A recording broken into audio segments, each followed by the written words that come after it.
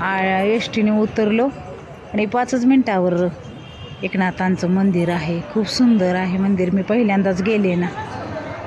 आणि विद्याला पण चल म्हटलं. मग विद्याची ननंदबाई मी आम्ही 3 जणी गेलतो. गेल्यानंतर दर्शन ते घेतलं. बसलो 5-10 मिनिट फोटो काढल्यानंतर मग मागच मंदिराच्याच पाठीमागं गोदावरी नदी आहे ना. मग नदीत गेलो. इतके सुंदर घाट आहे. नदीत जाऊन मग हातपाय धुवून आलो. छान वाटलं ना. पैठणला येऊन गोदावरीत आलोय. पात्रात गोदावरीच्या हातपाय धुवायला.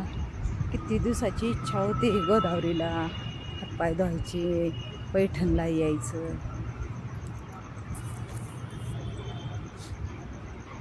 खूप पाणी आहे गोदावरीला. मी विद्या मैत्रिणी आलोय आम्ही.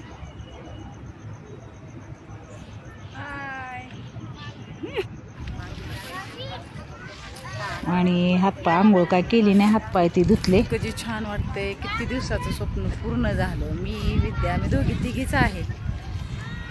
मस्त गोदावरीत हातपाय धुतले. नाथांचं दर्शन घेतलं. आता रिक्षा करून जाणार आहे.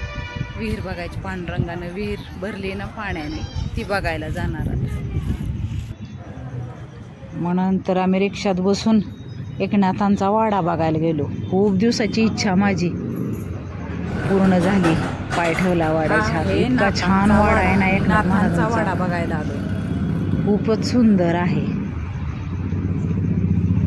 मला हे सगळं बघायचं होतं ना पैठणला जाऊन. ही विहीर आहे जिथं पांडुरंग पाणी भरायचे. ती झाकून ठेवली. त्याच्यात फुलं ते टाकतात ना, हळदी कुंकू वाहतात. काही ते लिहिले आहे ना. नाथांचा रांजण जिथं पांडुरंग पाणी भरायचे. हे नाथांचं देवघर आहे. किती छान आहे देवघर बघा नाथांचं.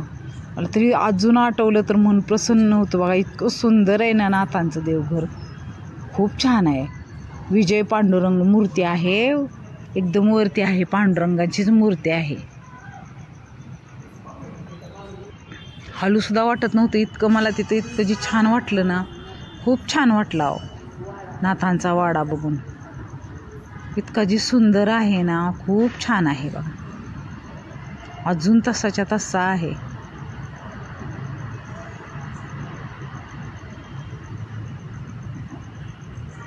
बघा किती छान आहे बघा.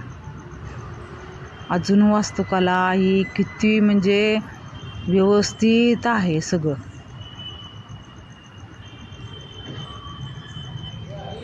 म्हणून ते तसं केले. ते ड्रायव्हर मामा होते ना रिक्षाचे, ते सगळं सांगत. नाथांचा रांजण ते सगळं आम्हाला माहिती. इतकी जी छान सांगितले ना. खूप छान. हा खांबा आहे ना, इथं नाथ महाराज नेहमी पुराण सांगायचे टेकून बसून इथं. ह्या नाथ महाराज इथं. आणि तिथं देव म्हणे उभं राहून ऐकायचे म्हणे. हा उद्धव खांब.